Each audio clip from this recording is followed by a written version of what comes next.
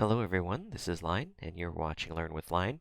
In this video, I'm going to show you how to take this checkerboard pattern that I created and turn it into a checkerboard pattern masked inside of a bear shape that I loosely created using the pen tool.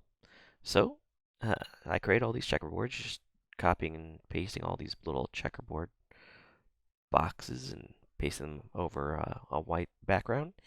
And then I took my blue shaped bear, placed it over the pattern that I created.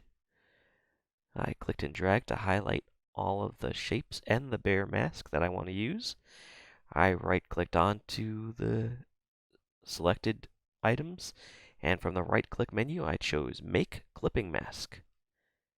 And all you have to do next is click the like button on this video because you are done. So if you like this video, please click subscribe, and if you have any comments or questions, please leave them in the comment section below, or if you have any suggestions for my next video, please let me know.